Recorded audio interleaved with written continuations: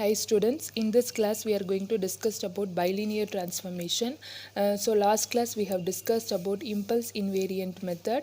So there are three methods to convert an analog transfer function into a digital transfer function. One is approximation of derivatives, another one is impulse invariant method, and third one is a bilinear transformation.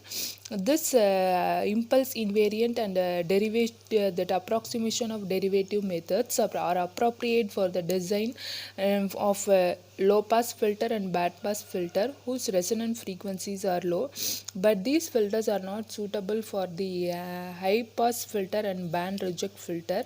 So you can design these two filters using these techniques, but it is difficult to design this high pass filter and band reject filters. In order to overcome these difficulties, we are going for a bilinear transformation. So this bilinear transformation is a one-to-one mapping from S domain to Z domain.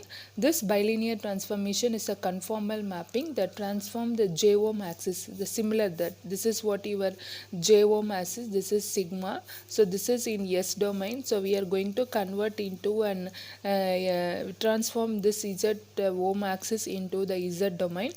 So what it happen is it transform the J-ohm axis into the unit circle in the Z plane only once, thus avoiding the aliasing of frequency. So in this impulse invariant technique it perform many to one. So many to one mapping. So here it perform one to one mapping. So it prevent avoid the aliasing of frequency component. So similarly here all the poles, in order to have a stable for stability, right, in order to have a stable filter, all the poles should lies on the left half of the S plane. This is mapped into the points inside the, if you are having poles here, this is mapped inside the unit circle of the Z domain. If you are having right hand side, this is mapped outside the unit circle. So this is what the concept behind this bilinear transformation. Now the same thing here we are given is what that is h of s, that is analog transfer function. We are going to convert into one that is h of z by using some steps that we will discuss it later now. So here see, this h of s is equal to b by s plus a. So why we are taking as b by s plus a is we are going to consider a single pole with some numerator value b. Okay, so using for this we are going to design it. So here what we are going to do is, we know that the transfer function is the ratio of output by input y of s by x of s, which is equal to b by s plus a. Now cross multiply these two things. So what you will get is s plus a into y of s. So s y of s plus a y of s is equal to b x of s. So what I need to do is I need to perform time domain. Why here?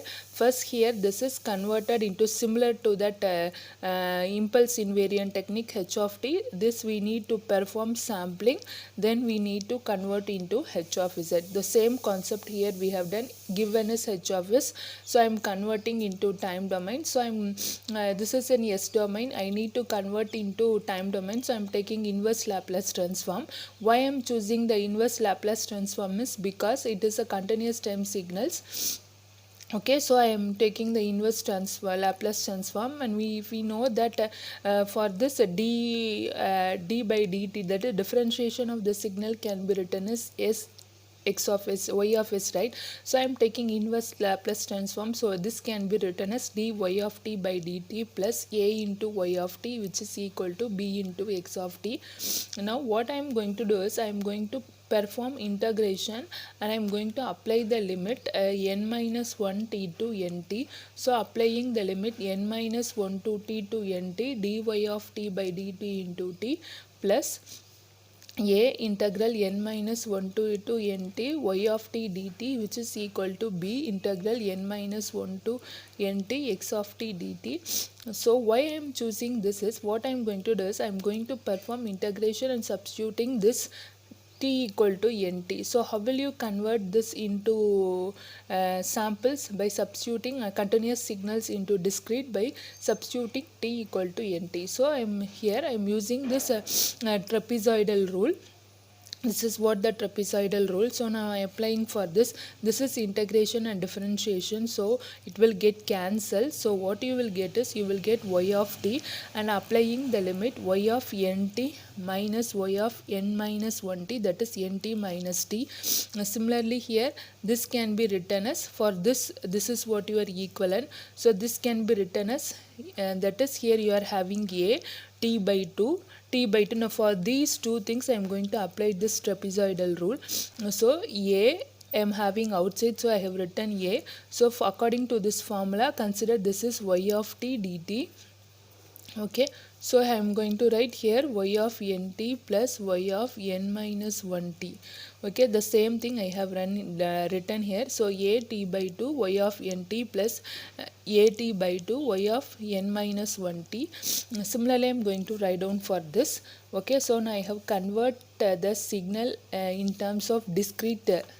Okay, now I am going to apply Z transform. So that, listen, for converting continuous to time domain you have to apply Laplace transform. For converting discrete to Z we are going to apply Z transform. Okay, so y of Z is equal to y of this is what y of Z, this is we are going to have, that is y of nt is nothing but y of n. So it is represent the discrete. Applying Z transform y of Z, so this is what delay n minus 1. So Z inverse plus at by 2 y of Z plus at by 2 y of Z Z inverse, which is equal to bt by 2 x of Z plus bt by 2 x of Z inverse.